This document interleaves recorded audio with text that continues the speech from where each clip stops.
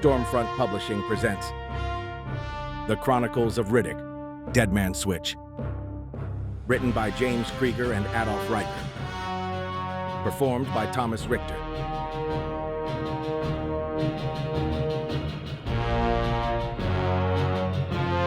Chapter 2. Shreve, New Pontchartrain. The Alpha lay beached like a prehistoric nightmare. 40 feet of dead meat baking in the morning sun, swamp flies already gathering in black clouds. Cross stood before it, wrapped in med-gel bandages but grinning. His mercenary team flanked him, 6 mercs in high-end tactical gear, smoking cigarettes and looking bored. The woman with the recording equipment circled, capturing every angle. "Outstanding work with the tow," Cross addressed Boucher. The station boss spat tobacco juice, eyeing the carcass. 4 skiffs with heavy cables had taken most of the night to drag it in. "Thing weighs 8 tons easy." Boucher scratched his leathery neck. "Lucky you pay so well, or we'd have told you to leave it." "This is history." Cross spread his arms wide, ignoring how the movement pulled his burns. "No one's ever documented a creature like this. The fans back on Core are going to lose their minds." Rashid, the lead merc, checked his watch. Double normal merc pay for babysitting rich boys and their science projects. Easy money. "You want it butchered? It's extra," Boucher said. "Not butchered, dissected. Scientifically." Cross was already directing the camera operator. "I want to document the organ structure. No one's ever gotten a specimen like this intact." 2 of Boucher's men approached with industrial vibro saws, the kind used for breaking down large catches. They fired them up, edges humming. Riddick pushed off the post, positioning himself far enough from the carcass to not get sprayed when they cut in.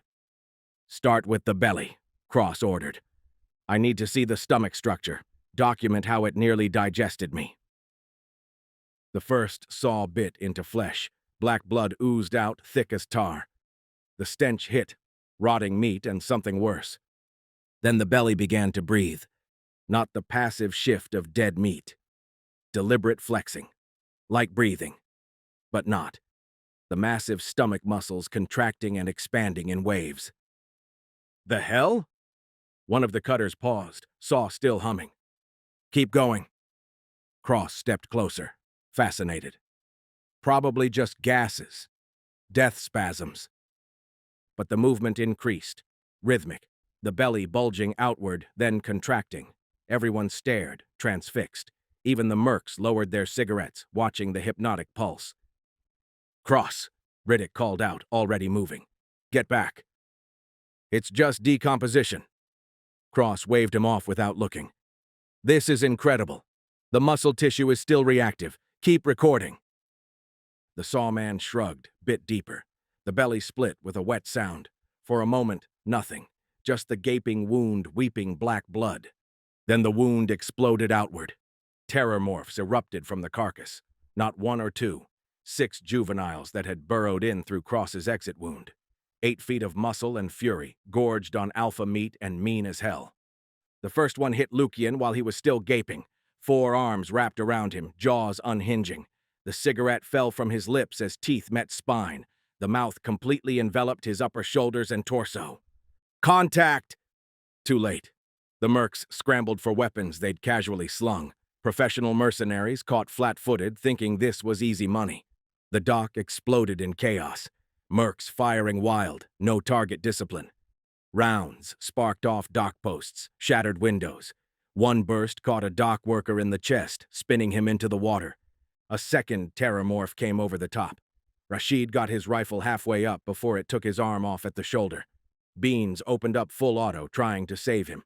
Put 3 rounds through another dock worker's skull in the process. "Fuck! Fuck!" Cross stumbled backward, fumbling for a weapon he didn't have. The camera woman tried to run. A terrormorph landed on her, bearing her down. The recording equipment scattered, still broadcasting as claws tore through her flesh, ripping her chest cavity wide, more for amusement than hunger.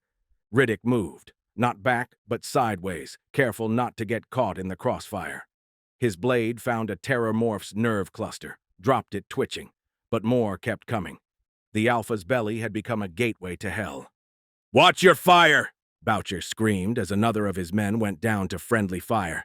"You're killing my people!" The mercs didn't care. Just sprayed rounds at anything moving. Panic fire, death blossoms. 2 more dock workers caught bullets meant for monsters. A terrormorph rushed Cross, his nanoblade activated by instinct, sweeping up. The blade that had saved him from the Alpha carved through the juvenile's throat. It fell, spraying arterial green. "Grenades!"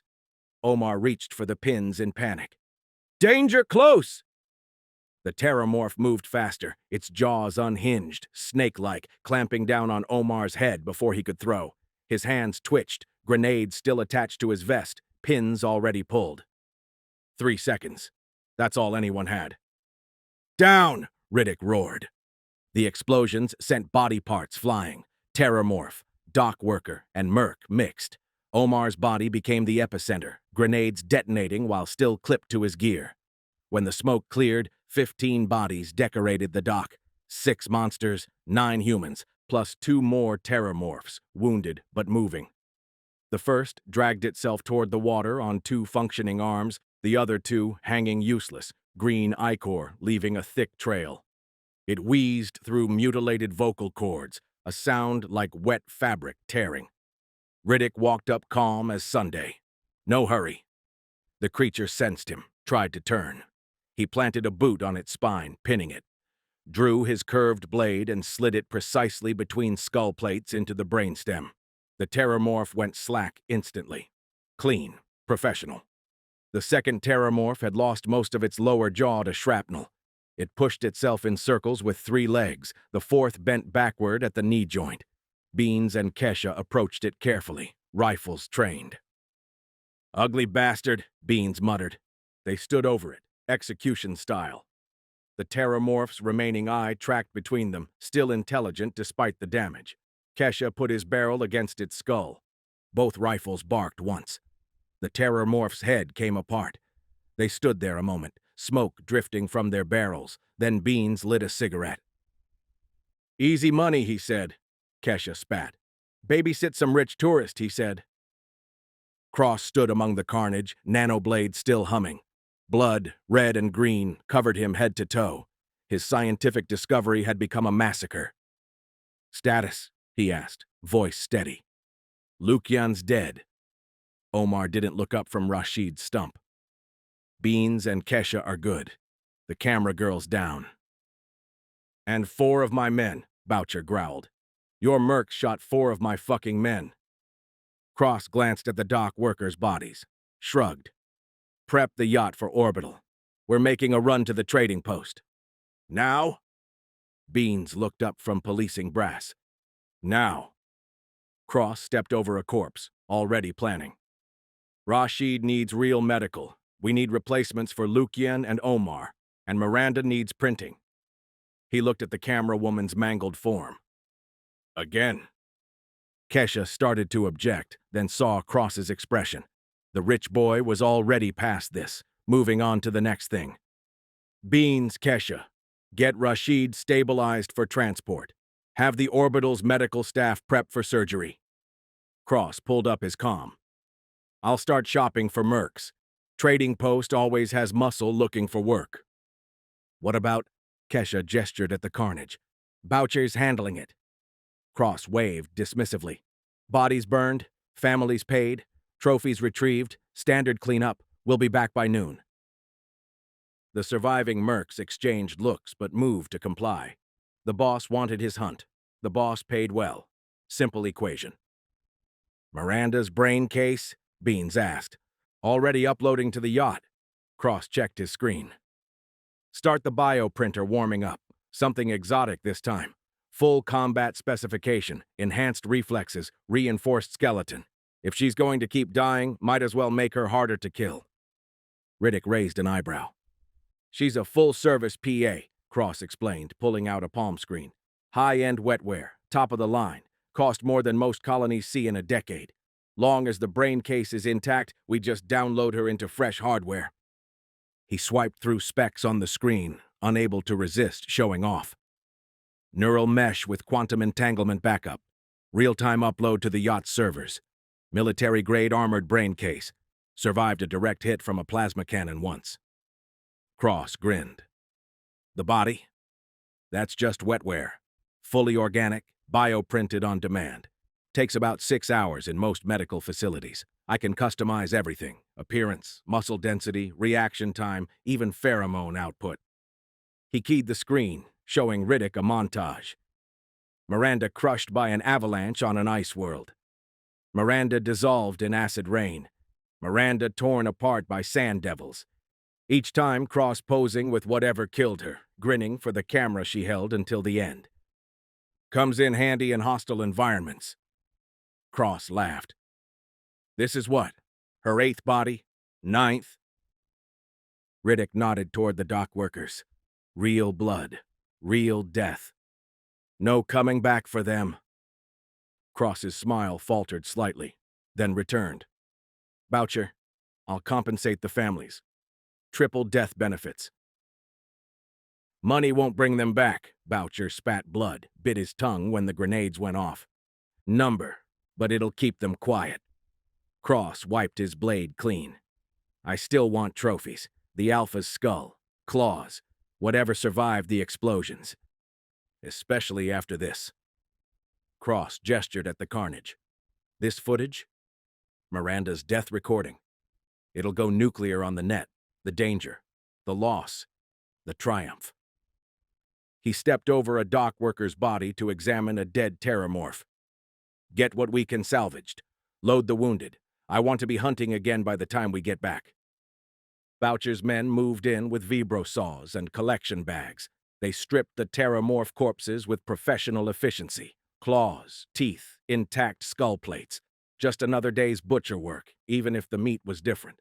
They stepped around the human dead without comment, focused on salvage. The mercs just watched, smoking. Not their job. They'd done the killing. Cleanup was someone else's problem. Your people always this cold? Riddick asked quietly. I pay them to be. Cross watched them work. Sentiment's expensive, professionalism's cheap. Miranda's brain case beeped. Intact, already uploading to the yacht's backup system. Ready for a new body, a new death, whatever the job required. Riddick looked at the dock workers, real men with real families. Dead because they'd been in the crossfire of rich men's games. Still want to hunt today? He asked. Of course. Cross pulled up his account, transferring death benefits with casual swipes. This is already trending. Billionaire's bloody morning. Death on the docks. By the time we get back from the station, I'll have 50 billion views minimum. Riddick said nothing, just watched. The afternoon hunt will be cleaner, more cinematic. Cross watched the upload stats climb. Just you, me, and whatever we're killing. No civilians in frame. Pure predator versus prey content. They watched the cleanup. Efficient, professional, cold. The dock workers' bodies lined up like cargo. The mercs already checking their accounts for hazard pay. Business as usual. Cross had learned something, but maybe not the right thing. The swamp kept teaching, but some students heard only what they wanted to hear. Prep for dust-off, Cross commanded. We launch in 5. Kesha walked over to Miranda's corpse. No ceremony, just lifted his boot and brought it down hard on her skull. Once, twice. The synthetic bone caved on the 3rd stomp, brain matter and fluids splashing across the dock. He reached into the mess, fishing around like a man gutting fish. Pulled out a black cylinder the size of his fist. The brain case, slick with gore. Got it. He wiped it on his pants, casual as picking up groceries. Thump, thump, thump. Everyone turned. Lukian's corpse convulsed with each electrical pulse. His eyes snapped open, sitting bolt upright, mouth stretching in a scream that came out as a wet gurgle, his throat still remembering being torn out. Oh, that's lovely. Cross checked his watch. Auto-revival kicked in late. Must have been the electrical interference from the Alpha. Bioluminescence, Riddick corrected. I told you. Tech goes haywire near it. Lukian sat up, hands clawing at his ruined neck. The nanites in his system had sealed the worst damage, but he looked like death warmed over. eyes wild, not comprehending why he was covered in his own blood. "Get him on board, too," Cross ordered. "He's still on contract for another 4 days." Beans and Kesha grabbed Lukian under the arms, dragging him toward the yacht. He tried to speak, managed only bloody bubbles. His legs worked, barely, muscle memory more than conscious thought. "Should have stayed dead," Kesha muttered, hauling the revived merc up the ramp. "Least that way you'd miss the next shit show." Cross boarded last, boots ringing on metal. The yacht's interior screamed money, real wood paneling, leather that had never seen a lab, crystal decanters in shockproof cases. Captain Walsh stood at attention as Cross passed. "Welcome aboard, Mr. Cross." Walsh's professional smile didn't quite reach his eyes. Former Corps military, the posture gave it away. "Heard there was some excitement this morning." "Nothing we couldn't handle." Cross stepped past him into the yacht's interior. Real wood paneling, leather that had never seen a lab, crystal decanters in shock-proof cases. But what drew the eye were the walls. Trophies. Hundreds of them. Ice bear skulls from Gorget, sand devil stingers arranged in artistic patterns. A full skeleton of something with too many legs and not enough sense to run from rich men with guns. Each piece labeled with date, location, and body count. The trophy gallery was just the beginning. The yacht stretched back 200 meters, a flying palace masquerading as a pleasure craft. The main deck alone could hold 100 people for Cross's more elaborate parties. Below that, 50 stasis pods in climate-controlled rows, ready for long hauls or keeping interesting specimens fresh. Past the gallery, a full bar curved along the starboard wall. Real alcohol, not synthesized, with a zero-G stabilization system that kept the bottles secure during combat maneuvers. The crew quarters occupied the port side, room for 20 with private bunks. Guest suites took up the deck above, each larger than most colony apartments. The armory sat behind reinforced doors marked with biometric locks. Enough hardware to outfit a small military unit, which is essentially what Cross's hunting parties were. The lower hold housed the recreational vehicles. 2 more skiffs, an armored crawler, and a stripped-down fighter craft Cross swore was just for aerial photography. All of it wrapped in military-grade hull plating and shields that could take a direct torpedo hit. Because when you hunted the galaxy's deadliest game, sometimes the game hunted back. "Where to, Mr. Cross?" Walsh asked, already moving toward the flight deck. "Gaspard Landry. I'll start pre-flight and get us clearance." Kesha slotted Miranda's brain case into a tech reader. Lights blinked green as the sync continued, her consciousness uploading to the yacht's servers. Ready for a new body. A new death. Walsh headed forward to the flight deck, strapping into his pilot's seat. 20 years flying rich men's toys had taught him when to talk and when to work, although you couldn't tell from his age enhancements. 2 other crew members were already at their stations. Rodriguez worked the engineering console, her hands dancing over power distribution readouts. A former freight hauler who'd gotten tired of honest work. Petrov manned navigation and weapons, because even luxury yachts needed teeth in the outer systems. Ex-military like Walsh, but Bruin Collective Navy instead of Corps. "Pre-flight sequence initiated," Rodriguez announced, not looking up. "Reactor nominal, life support green across the board." "Nav solution calculated," Petrov added in accented English. 43 minutes to Gaspard Landry, assuming standard traffic patterns. Walsh nodded, beginning his own checklist. The Desire might look like a rich man's toy, but it flew like a warship. Cross paid for the best, and that included crew who could fight their way out of trouble as easily as they could serve champagne. "Tower, this is Civilian Corps Vessel Desire, requesting departure clearance." Walsh toggled switches, screens lighting up. Filed flight plan to Gaspard Landry Orbital Station. Static then. "CCV Desire, you're cleared for vertical on pad 7. Weather shows clear to orbit. Safe travels." In the main cabin, Beans and Kesha wrestled with their cargo. Rashid groaned as they strapped him into a medical berth, the autodock already extending IV lines toward his stump. "Hold still," Beans muttered, fighting with the restraint clips. "Unless you want to bounce around during launch?" Lukian was worse. Still conscious but not tracking, hands pawing at his throat where the Terrormorph had torn it out. Keisha forced him into a jump seat, clicking the 5-point harness while Lukian made wet, choking sounds. "Stop touching it," Kesha said, slapping Lukian's hands away from the sealed wound. "Let the nanites work." Lukian's eyes rolled wild, not recognizing anything. The revival process always scrambled them for the first hour.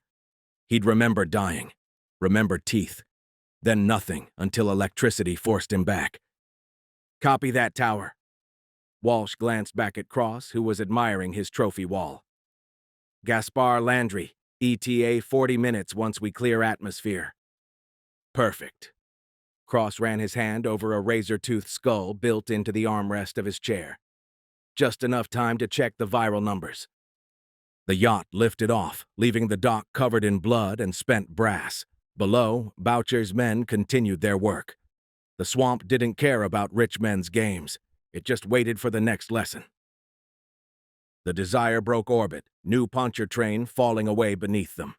Through the viewports, the swamp world looked deceptively peaceful. Green-brown continents wrapped in white cloud, no hint of the nightmares waiting below. "Gaspard Landry Control, this is CCV Desire." Walsh's voice came smooth over comms. "Requesting approach vector and docking assignment." Static crackled. "CCV Desire, Gaspard Landry Control. You're cleared for approach on Vector 27 Mark IV. Proceed to docking Arm 9. Welcome to the crossroads of nowhere." "Copy that, Control. Vector 27 Mark IV, docking Arm 9. Walsh adjusted their heading. ETA 12 minutes.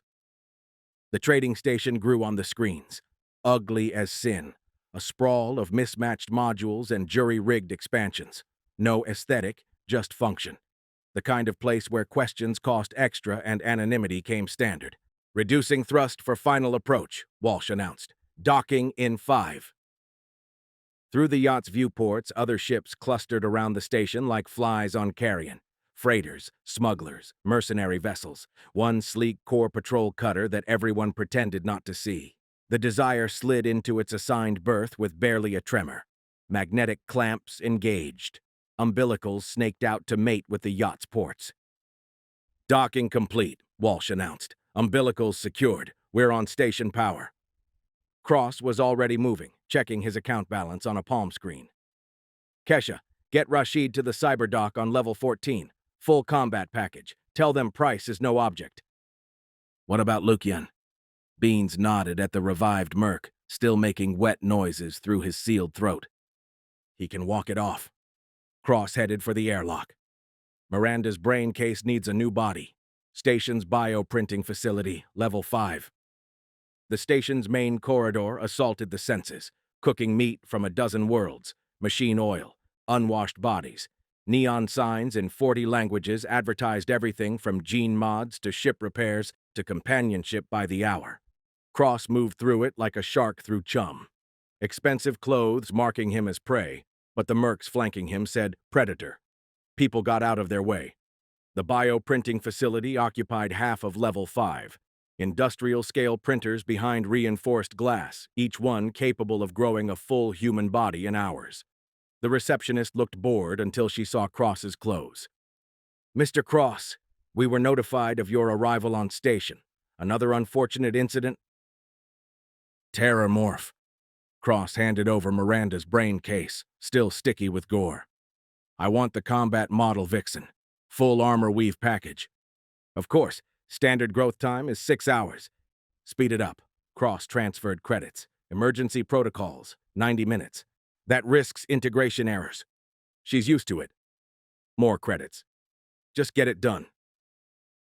The CyberDoc clinic squatted between a noodle shop and a weapons dealer. Chrome and sterile white, trying to look professional, mostly succeeding.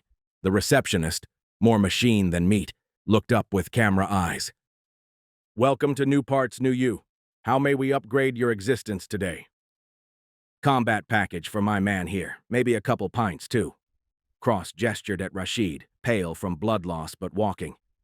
"Lost an arm to local wildlife. Want it replaced with something that bites back." The receptionist's eyes whirred, scanning.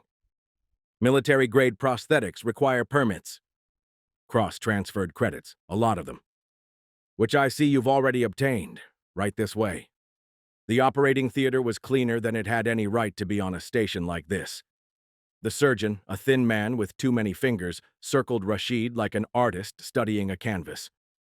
Traumatic amputation, clean separation at the shoulder joint.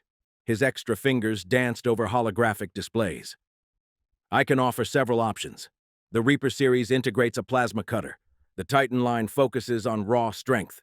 But for a man in your profession, he pulled up a schematic, sleek, black, dangerous.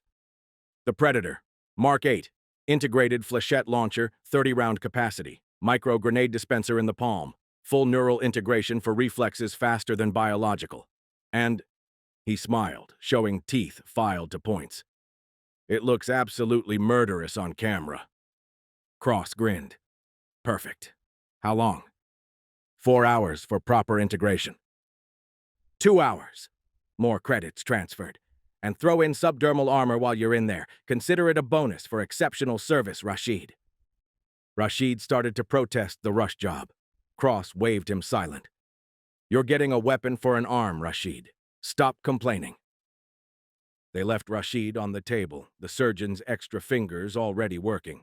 Miranda's body wouldn't be ready for another hour. Time to shop for meat. The meat market, that's what everyone called the station's hiring hall, occupied a converted cargo bay on level 3. Men and women lounged on benches, cleaning weapons, comparing scars, waiting for work. The desperate and the dangerous, side by side. Cross entered like he owned the place, which, with his money, he effectively did. Listen up. His voice carried over the general noise. Maximilian Cross. If you don't know who I am, you're in the wrong business. Top-tier experiential content creator, 200 billion subscribers across the core systems. Need 3 security specialists for my personal detail. Week-long contract minimum, potential for permanent positions. Hazard pay plus bonuses when you help me capture footage that breaks the net. Half the room perked up. The other half had heard of him. Surface work on new Pontchartrain, Cross continued, but also general security.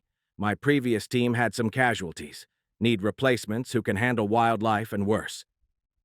A woman stood first.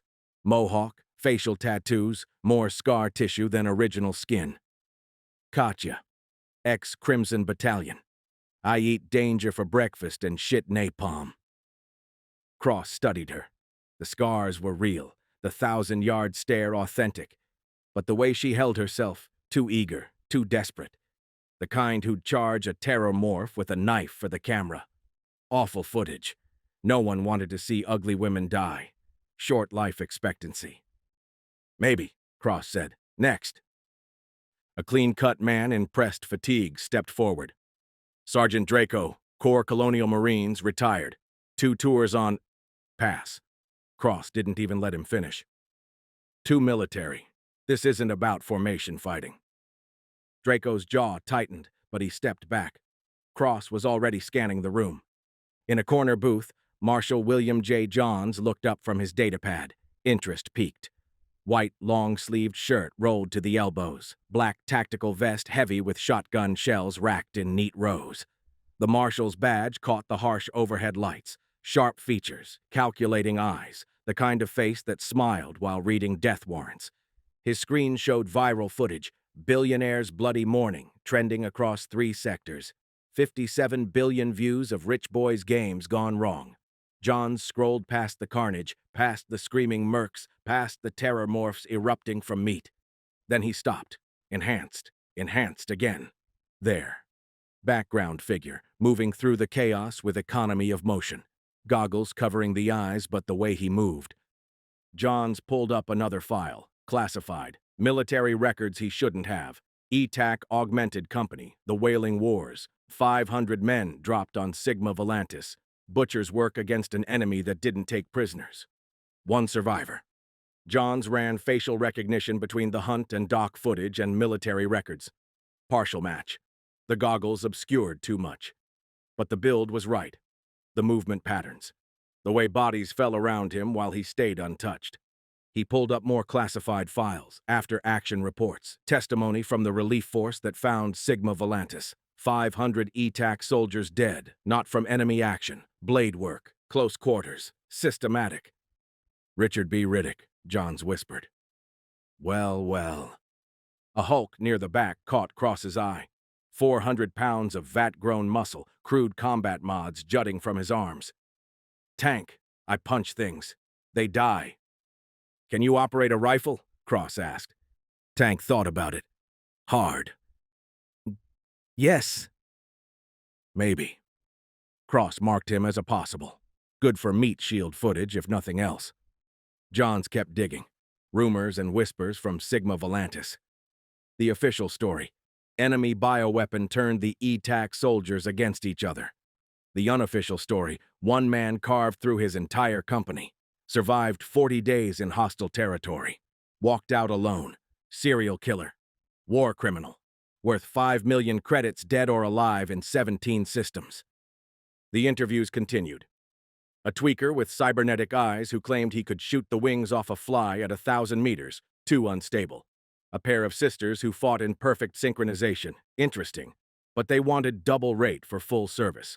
An old veteran missing half his face who promised quiet professionalism, too boring for the audience.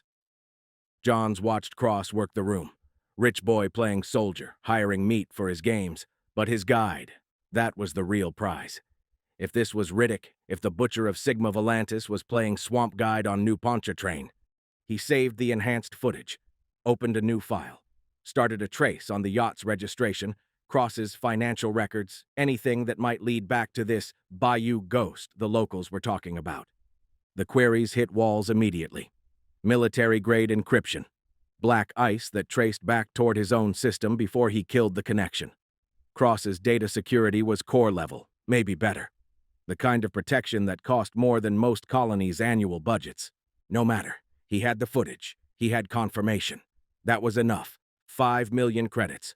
Maybe more if the right buyer wanted him intact for questioning about Sigma Volantis.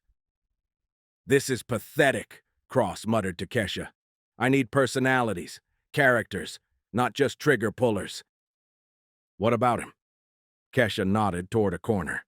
A man sat alone, field stripping a rifle with practiced ease. Young, maybe 25. Good shape, but not overdone. What caught Cross's attention was how others gave him space. Not fear, exactly. Respect or caution. Cross approached.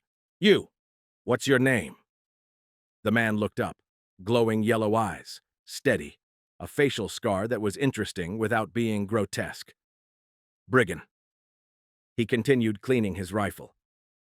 Did contract security for a mineral survey. 6 months. Lost half the team to Terrormorphs. Brigand slotted the rifle back together without looking. Still finished the survey. Why'd you take the job? Brigand shrugged.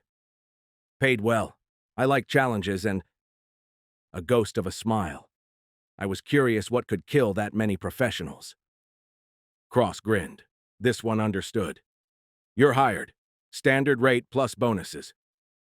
I'll need to see the contract. Kesha will handle the details. Cross was already scanning for more candidates. Be at Docking Bay 7 in 1 hour. John stood slowly, stretched. Time to make his pitch. He crossed the room with easy confidence, badge visible but not flaunted. Mr. Cross. Johns extended a hand. Marshal William J. Johns. Heard you're looking for quality security. Cross shook, evaluating.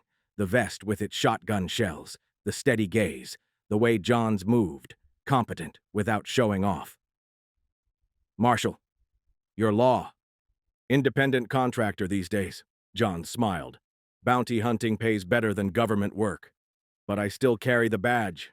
Opens doors. And you think you're qualified to protect someone of my caliber? I want to make money. Johns pulled out his data pad, showed his record.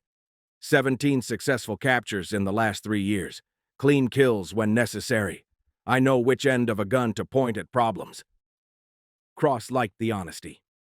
Standard rate, performance bonuses, 1 week minimum. About that. Johns lowered his voice. Your guide, the one in the footage. What's his name? Riddick. Cross said it casual. Why? Johns' smile widened. Perfect. Confirmation. Mr. Cross, how'd you like to make a different kind of video? One that breaks the net completely? I'm listening. Your guide isn't just some swamp hunter. Johns pulled up his classified files, angled the screen so only Cross could see. Richard B. Riddick, sole survivor of an ETAC company on Sigma Volantis. 500 men went in. He walked out alone. The bodies they found. Johns let that hang. Cross's eyes lit up with interest, not fear. Go on. He's wanted in 17 systems. Serial killer. War criminal. 5 million credit bounty. Dead or alive. Johns leaned closer. You've got the most dangerous man in known space taking you Terrormorph hunting. That's a story worth telling. And you want to collect? We both win. John spread his hands. You get footage of capturing him. I get the bounty. Your viral numbers would hit hundreds of billions. Billionaire brings in butcher of Sigma Volantis. Tell me that wouldn't trend. Cross thought about it. The danger. The story. The views. And if he's as dangerous as you say? That's what makes it interesting. Johns tapped his vest. I've brought in worse. Plus, you've got a full security team. He's one man. One man who killed 500? Allegedly. Johns's smile never wavered. Either way, makes for great content. Cross made his decision. You're hired, but we do this my way. When we get back to collect the Alpha trophies, we take him. Clean, professional, on camera. Whatever you say, boss. Johns pocketed his datapad. Long as I get paid. Docking Bay 7, 1 hour. Cross turned back to the room. I still need one more body. Johns walked away, already planning. Riddick confirmed. Target located. Now just had to play along until they sprang the trap. 5 million credits. Maybe 10 if he played this right. They settled on 5 more. Tank with his 400 pounds of vat-grown muscle. Kozlov with his burn scars and demo expertise. Rebelexi who claimed she could track anyone anywhere. Viger, a sniper who never missed. And the quiet professional brigand. That's 5, Cross said. Plus my existing team. Should be enough. An alarm beeped on Cross's palm screen. The bioprinter was done. Back at the bioprinting facility, the industrial printer's door hissed open. Fog billowed out, chemical-scented and cold. A figure stumbled forward, naked, dripping acceleration gel. Miranda's hands moved on muscle memory, peeling off the cell clump deposits that hadn't fully integrated, pink-gray masses that sloughed off like dead skin. The speed growth always left these. She grabbed the industrial towel from the rack, scraping the worst of the acceleration gel from her new skin. The harsh fabric left red marks on flesh too new to have developed proper sensation yet. Miranda, but different from the body that died on the dock. Taller by 3 inches, more muscle definition. Skin with a subtle scaled texture, armor-weave genetics. Asian features with high cheekbones and full lips, looking no older than 25 despite the consciousness inside being much older. Dark hair still wet with acceleration gel, athletic build that managed to be both functional and aesthetically crafted. Her movements were jerky, neurons still mapping to new muscle groups. Welcome back, Cross said, not looking up from his screen. How's the new wetware? Miranda's eyes focused. Found him. Found Kesha. She crossed the distance in 2 strides, still naked, and drove her knee into Kesha's groin. Enhanced muscles plus neural confusion made it harder than intended. Kesha doubled over on the floor, gasping. That's for curb stomping my skull, asshole.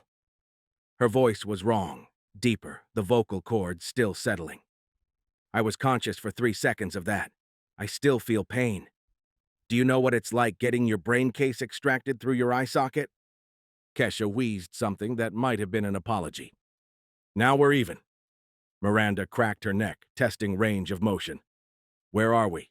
How long was I out? Gaspard Landry Station. About 2 hours total. Cross tossed her a jumpsuit from his bag, enjoying the subtle way her breasts moved with every motion.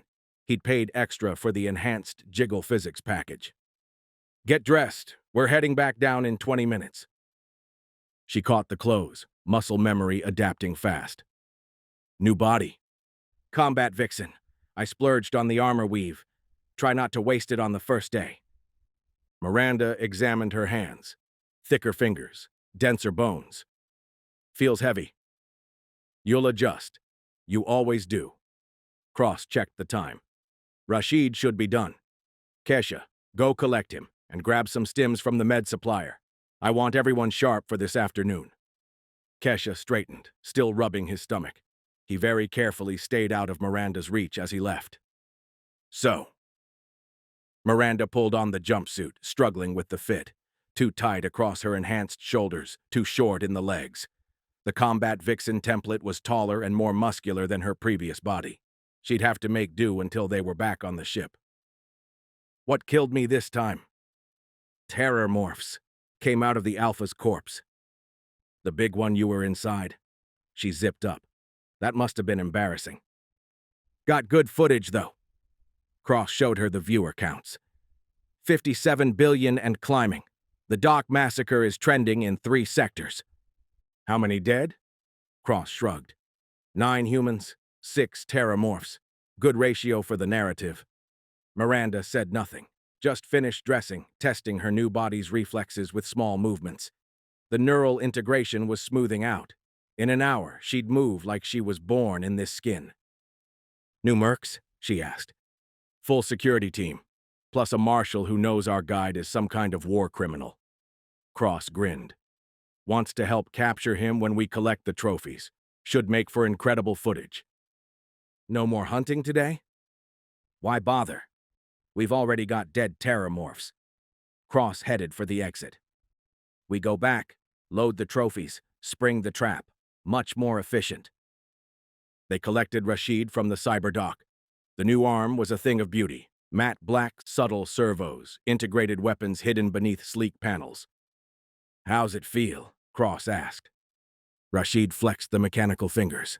They moved perfectly, responding to thought alone. Like I was born with it. Good. Test the weapon systems once we're planetside. Cross led them back to the yacht. Everyone should be there by now. The mercs assembled outside the Desire with their gear. Duffel bags, weapon cases, the tools of their trade. Old team and new stood in loose groups. Cross emerged from the station doors, camera drones already orbiting him like chrome satellites. Red recording lights blinked. Change of plans, Cross announced, that billion-credit smile in place. We're not hunting animals today. We're hunting something far more interesting. The mercs exchanged glances. Johns leaned against the yacht's hull, cleaning under his fingernails with a knife. Our guide, Riddick, is worth 5 million credits, dead or alive. War criminal, mass murderer, the butcher of Sigma Volantis. Cross let that sink in. We're going to bring him in, on camera, live. You're fucking joking, Kozlov said. Do I look like I joke about content? Cross's smile sharpened. Marshal Johns here has the full dossier. One man killed 500 trained soldiers. Now he's playing swamp guide. The footage will be legendary. A mousy figure emerged from the yacht, thin, pale, technical implants running along her temples like silver veins. She clutched a tablet to her chest, barely making eye contact with anyone. Miranda! The woman hurried over, surprising everyone by hugging the newly printed PA. I'm so glad you're okay. I mean, not okay, but functioning. Miranda's enhanced body made the smaller woman look even more fragile. Thanks, Anya. I had clothes fabbed to your new measurements. They're in your cabin. Anya glanced at the camera drones, shrinking back. The good armor weave sets. Mr. Cross approved the expense. Anya handles our technical operations, Cross explained to the new hires. Keeps the ship running, the feeds streaming, the money flowing. Johns pushed off from the hull. I'd like to inspect your holding facilities. Make sure they're up to spec for this kind of cargo. Kesha, show the marshal our brig. Cross waved them off. Rest of you, load up. We launch in 10. Miranda stood among the mercs, camera drones automatically adjusting to her position. The machine part of her consciousness was already calculating angles. Cross, addressing the team, would need a low angle to emphasize authority, close-ups on faces when they realized what they were hunting, wide shot to capture the full group dynamic. But the human remnant twisted inside her. They were going to ambush a man who'd guided them, who'd saved Cross from being digested. for entertainment, for views. Just another job, the quantum processors reminded her. Emotional engagement decreases performance efficiency by 23%. She watched Anya retreat back into the yacht, envying the tech's ability to hide. Miranda couldn't hide.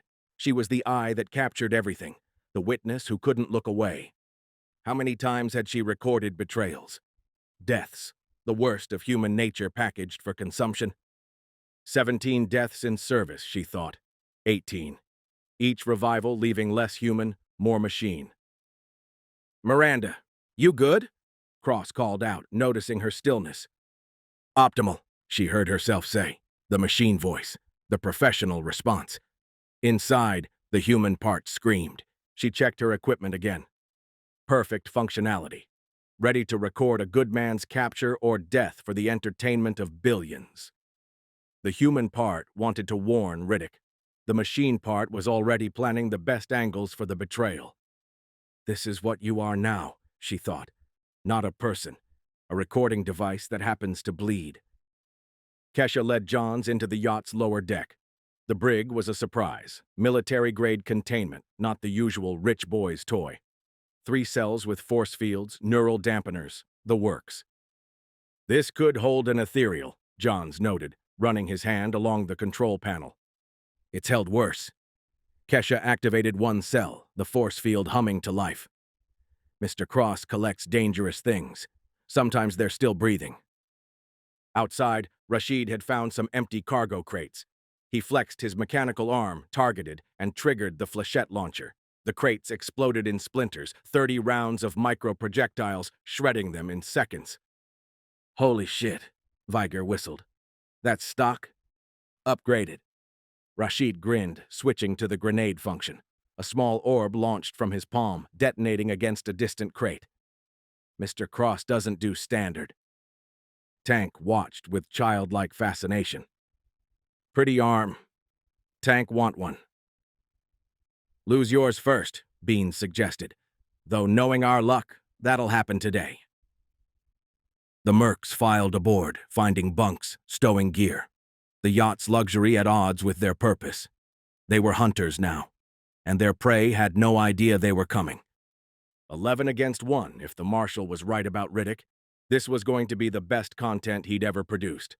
The swamp waited below, patient as always, and somewhere down there, Riddick waited too. No idea what was coming.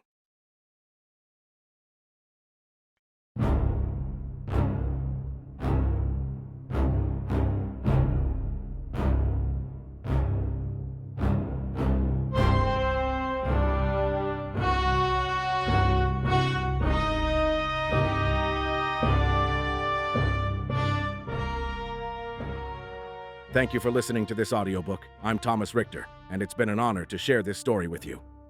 If you're ready for your next mission, we've got a full arsenal of series waiting for you on this platform. Each one is locked and loaded with the kind of stories that keep you pressing forward no matter what.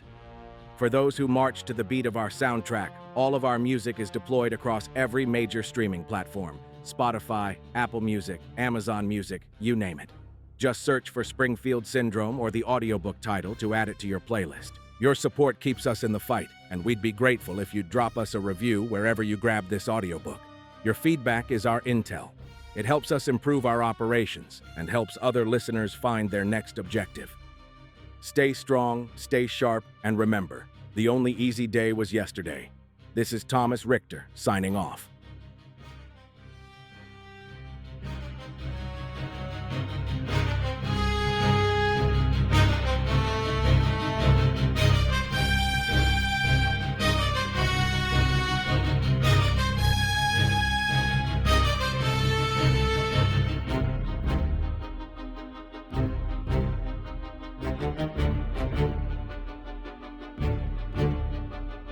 Thank you.